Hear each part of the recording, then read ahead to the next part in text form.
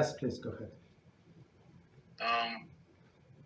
So I don't know if someone else is having this issue regarding prayers.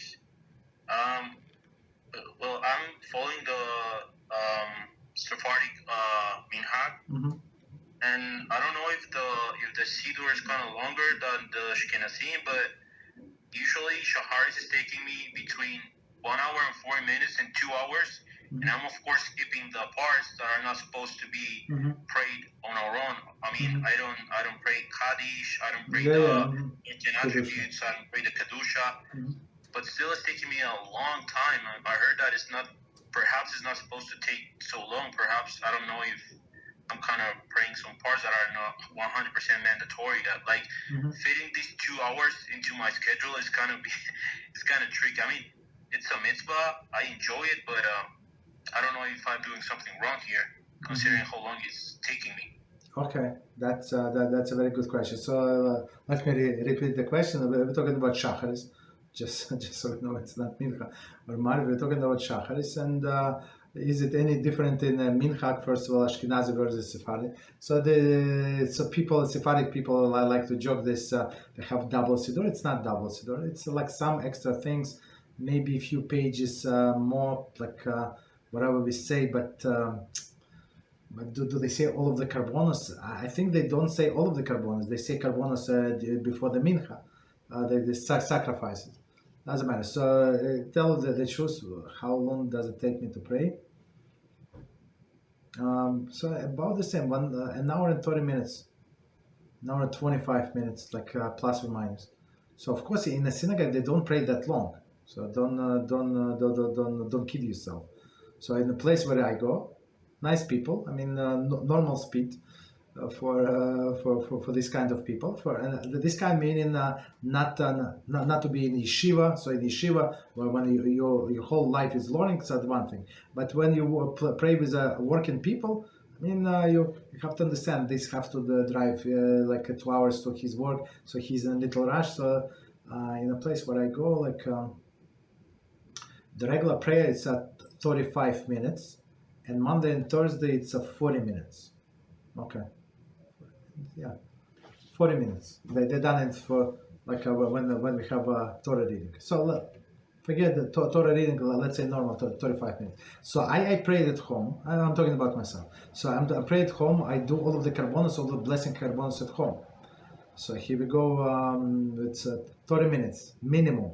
I mean, sometimes when maybe I space out, I do in 25 minutes, but less than that, never. So in shul they do approximately, in almost except one shul that I went to, they did in 3.5 minutes tops, right? That they already finished. It's possible, it's not possible, whatever. We don't judge them.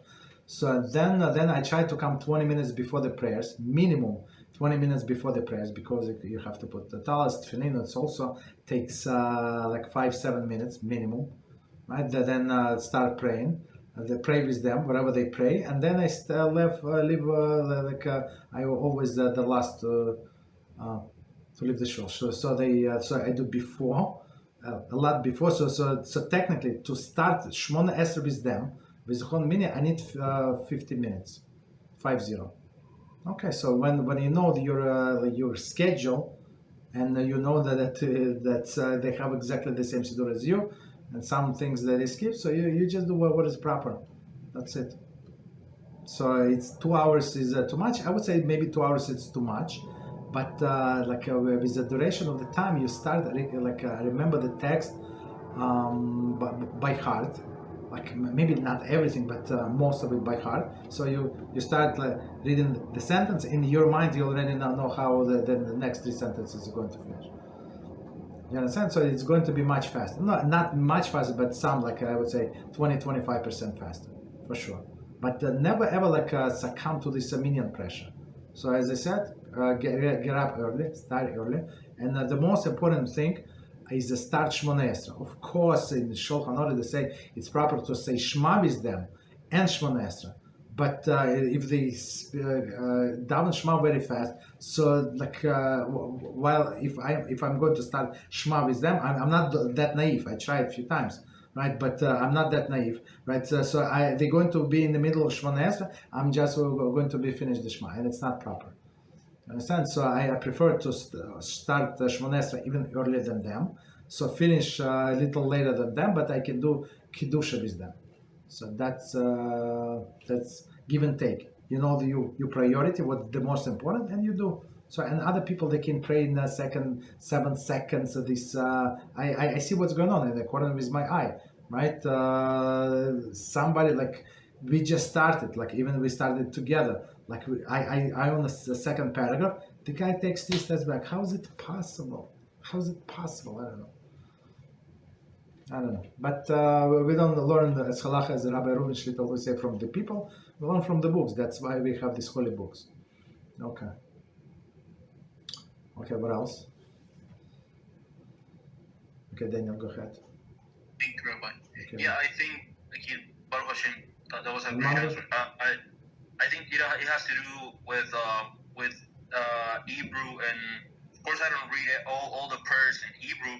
I read some in Hebrew and some in Spanish, some in Spanish which I'm native in. And for example, when he says, I don't know, I'm going to say it in English, but he said, for the sake of the unification, this is like 6 words. Yes. And in Hebrew, it's the Shem Yehud, Yes. which is just 2.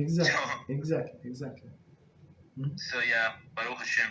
So it's a combination of the factors, but still, okay. So, but you do it in a language that you're comfortable with. So that the most important is to say the right words with the most intention, like the most kavanah. That's it. Okay.